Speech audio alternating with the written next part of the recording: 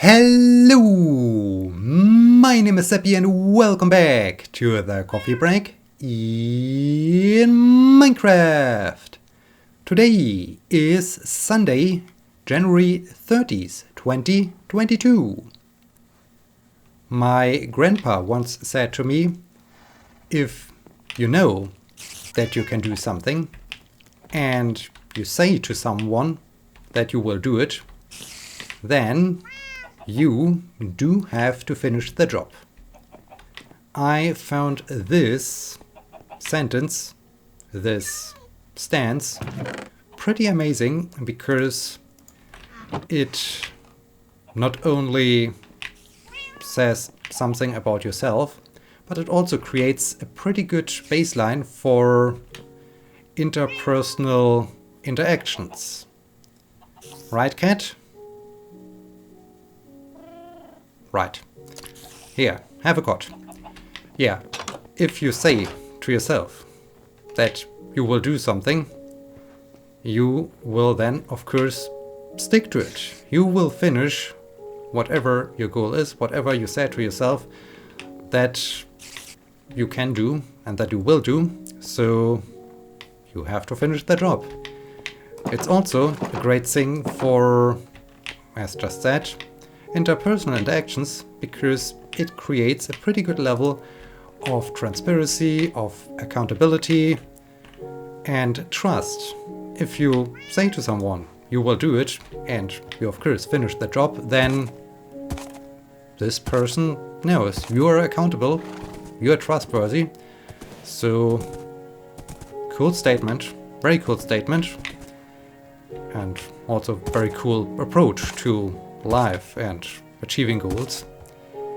It came from a man who knows about completing the job, completing goals. My grandpa built 2 houses, so not only the house where I have to go in the Fichtel Mountains, but previously my grandpa lived in Berlin, and there he basically built a house with his bare hands. Of course, not really with his bare hands, but story has it, and not only story, but it's the truth.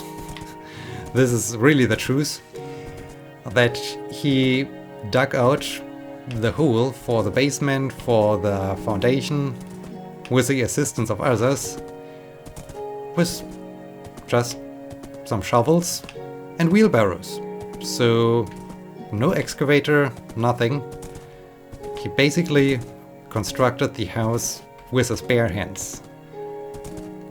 Several years later, he did the same thing in the Fichtel Mountains. There he had the assistance of some excavators and more modern technology, but still, he did most of the work, most of the construction, most of the final interior design himself. So this is impressive. This is really impressive. He learned a lot. He really learned a lot. He acquired a lot of new skills that helped him achieving this goal. And not only that he learned new skills, I myself also learned a lot of skills from my grandpa when I was helping him. So every time I helped him, I learned something new. For instance, I know how to mix concrete. I know how to, well, get the ground at a plain level so that you can put down some stones, that you can build a terrace or something like that. I learned those things from my grandparent, from my grandpa. And this is really a great thing to know. I mean, all those things are pretty amazing to know, and it's fantastic to learn those things while helping your grandpa. So this is cool.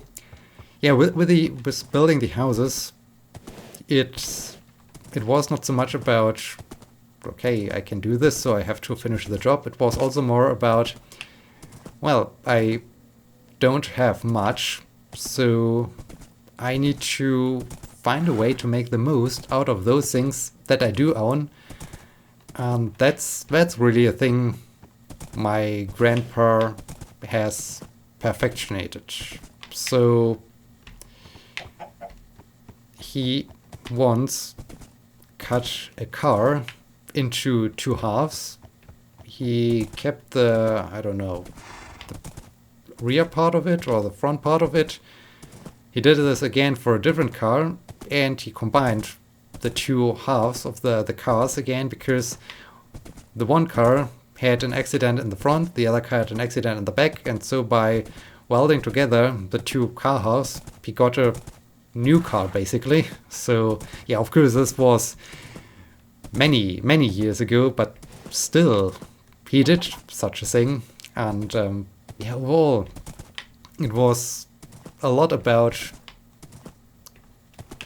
getting things done with the things that are there for the most, well, not the cheapest way, but the way that resulted in the best outcome, especially when there was nothing. And this resulted in a lot of ingenuity, which I really admired. As said, he constructed his house himself, and one time, as I stayed at my grandparents', we started the project of getting the basement ready, more or less.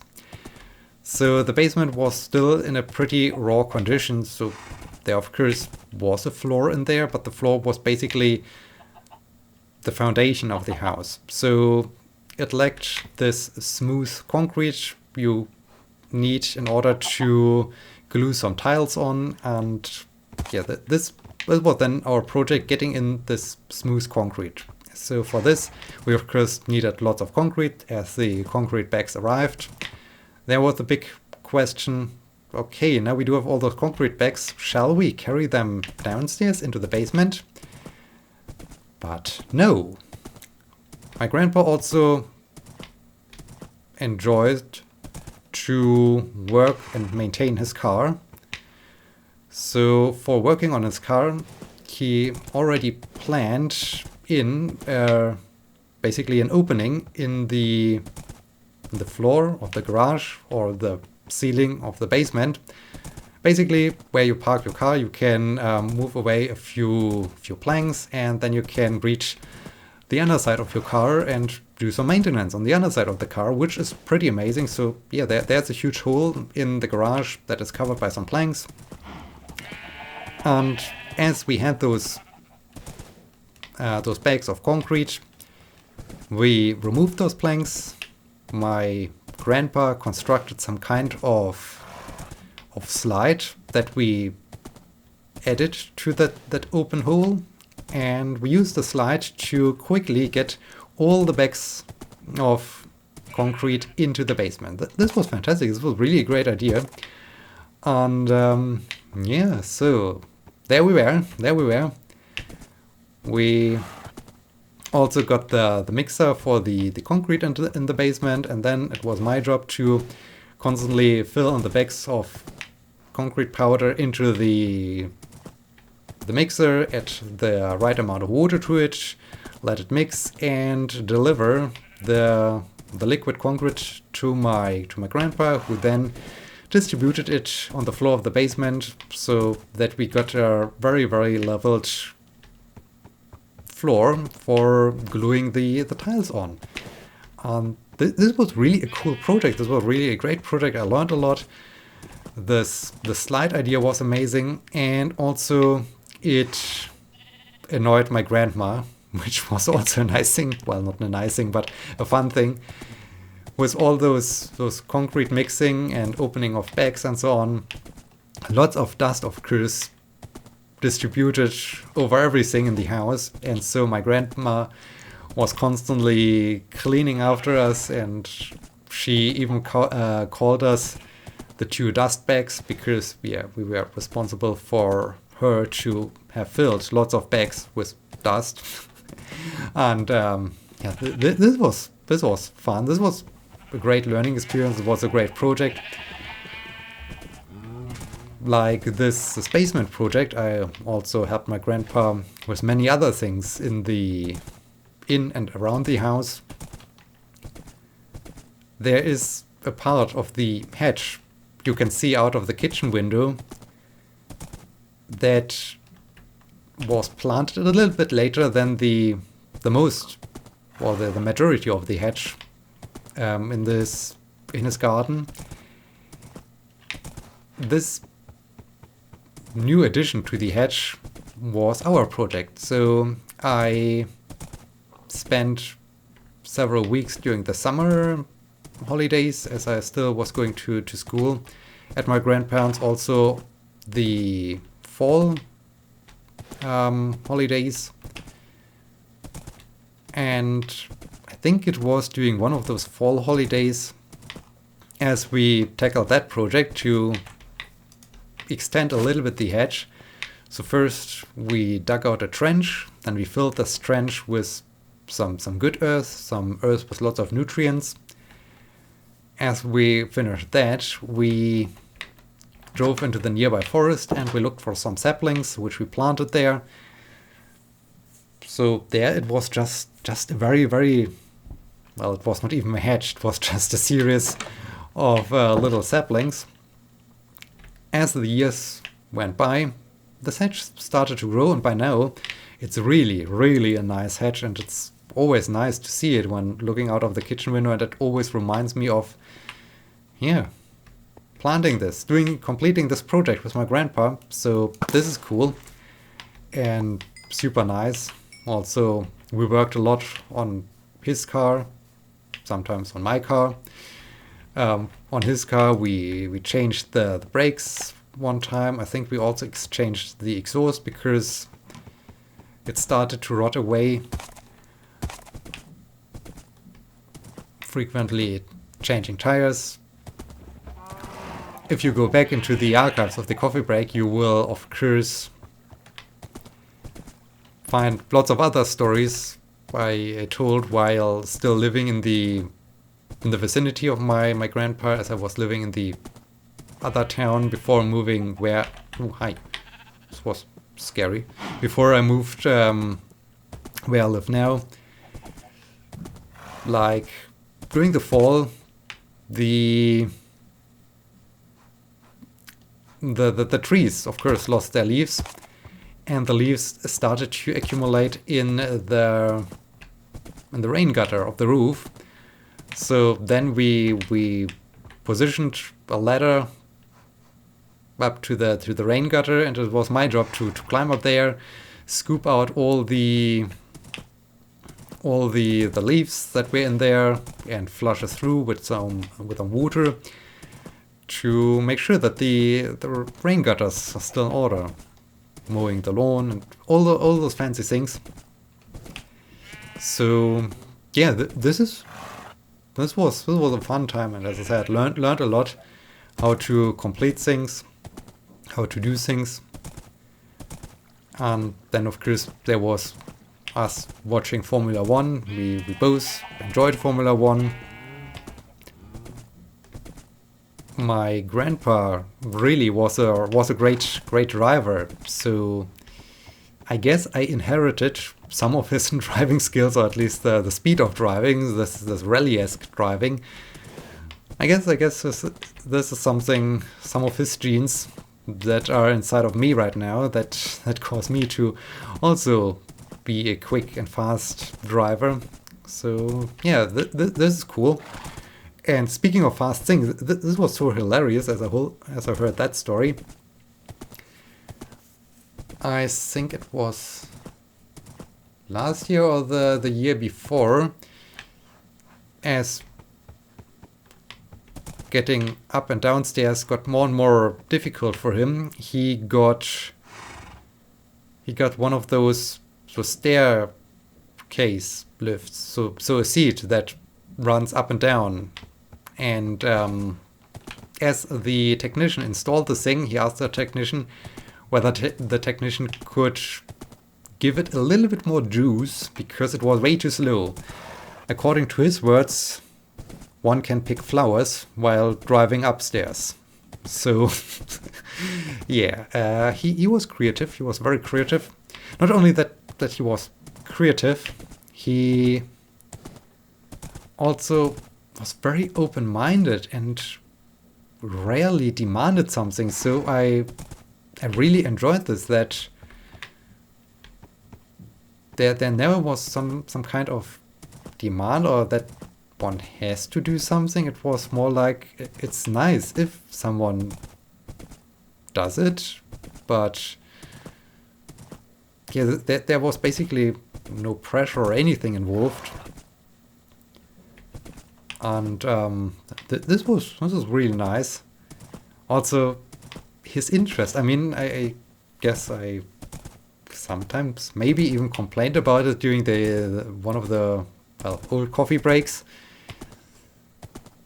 concerning the PhD. I mean, everyone who does a PhD knows the question, how's research, is not great, it's not fun.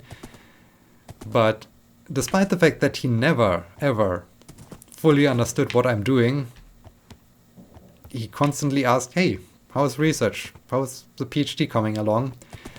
So yeah, this interest was really amazing and was really cool, and I really felt and noticed, despite the fact that I got annoyed by it from time to time, how he was interested in me and how he wanted to know how is my life, how are things. So this is cool. This was really, really amazing, and said a lot about him. He enjoyed traveling, so I guess his entire life he was traveling, as during the last third of his life with his current wife, my grandma. She's not my real grandma, but with her he mostly traveled to Turkey, but also to was it Romania or something, Croatia, Norway, went skiing in the Alps. So traveled a lot. Also earlier during his younger days he was traveling a lot and was enjoying the world. In general, he was just enjoying life. He was not completely living in the moment. I mean, he was always thinking about other things, other projects, improving, getting new things done. But on the other hand, he was also just living the life. He was just enjoying it and enjoying the moment. And this is also cool, also a nice trait. Yeah, traveling was a great thing. I also was fascinated and annoyed to sometimes and some degree as he started to learn to use a computer. I mean, I was then always explaining him how to do this. I think he never really fully understood what a computer does, but I mean, he used online banking, he used the internet to book new journeys, new travels, to order new things you need, either to replace something, or to get a new machine, something. So yeah, he really appreciated the internet, and this is cool. This is really a great thing for someone who had never had really contact to a computer until late 60s, 70s even. I guess he was in the 70s already. So it's been really an interesting thing. So yeah, and it's always great memories. I mean, the last, also the interest in myself. The last thing he started to annoy me with was, okay, now you got your PhD basically. What about starting a family? Don't you want to get children, wife, and so on. I mean, this is a thing you can't really force. So, yeah, but still, there was always this interest in me, in my fate, and this is super cool. So I connect so many great memories with my grandpa, with all those nice summer times. There's also one thing. This is a thing I should try to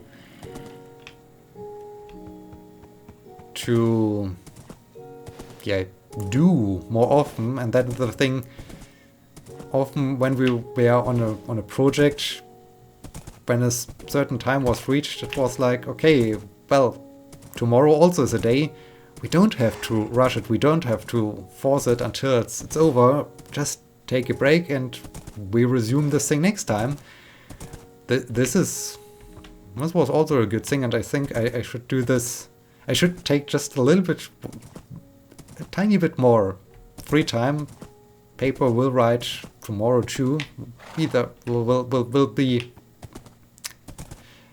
the paper will be finished no matter if I do it right now or if I will do it tomorrow, unless, well, there's of course a deadline or so that tomorrow, then there's a problem, especially when I said that I can do it and that I will do it, then I have to do it, and so I have to finish the job, and then we get to this problem. But aside from this, just taking the time to just say, okay, tomorrow also is a day. This is also a good thing I learned, and I should do it more often, and I hope I will do it more often. So, yeah, and in the end, the stance towards life always is great. As we celebrated his 92nd birthday about 2 weeks ago, nearly 2 weeks ago, we knew that it might be the last time that we will see each other. I guess we had a mutual understanding as we were sitting on the couch watching TV, that this can be the case, but it's there is no worth in discussing more about it. I mean, what shall you say except for thank you? So we focus more on the current time. We focus more on what's going on, how's life, how is it to celebrate the 92nd birthday, all those things. So yeah, he was just focusing on life, and well, as you might have recognized, I constantly use past tense because this week's Thursday, so January 27th, my grandpa died. He luckily passed away quite quickly, so I'm happy about this, and I'm telling you all those amazing memories as some kind of homage. I really wanted to create this video as a memory, as an homage to my grandpa, because as you might have heard from all those stories, he influenced a lot. He influenced me a lot. He was a very important person to me, and I wanted to just summarize all those great memories. Well, there are plenty more memories. I think I could fill some more episodes. I just wanted to focus right now on the most prominent ones. And so while it hurts a lot that I will not see my grandpa again, I'm also happy about it, because on his 92nd birthday, so just 2 weeks ago, he realized I had a great life. I had an amazing life. He was basically ready for the end of his life. He accepted it. and he truly had a great life. He got 92 years old. He had fantastic time, especially the last 30 years or even more of his life were amazing. So what can you wish for more? Is there anything more? And so while it hurts, while I'm sad, I'm also happy. I'm happy that he had such a great life. And yeah, in this case, I want to have this as some kind of homage. And I want also this video to be some kind of message. A message to life in general. No matter what you have, no matter what you do. I started this with a specific with this one quote. If you stick to yourself, if you're true, if you stay true to yourself, if you do what you can do, if you use all those things you have available, and you try to make the most of the things you can do, if you not complain, if you live in the moment, as said, I mean, we're not even discussing it a lot that, hey, it might be the last time that we see each other. No, we were just enjoying the company. Then this should definitely lead to a happy and good life. And I think this is also the message, is aside from the homage to my grandpa, is a general message I like to include in this video, that enjoy life, make the most of it, live in the moment, not only in the moment, also think about other things, and most importantly, stay true to yourself. Yeah, that's my grandpa. That's my grandpa. With that, we're at the end of this episode. I hope you found it interesting. I personally really felt that it was a good thing to just create this homage to my grandpa. And yeah, with that, we are at the end of this episode. I hope you enjoyed it. I hope you will be joining me next time. Until then, my name is Sebbi. See you, and thank you, Grandpa.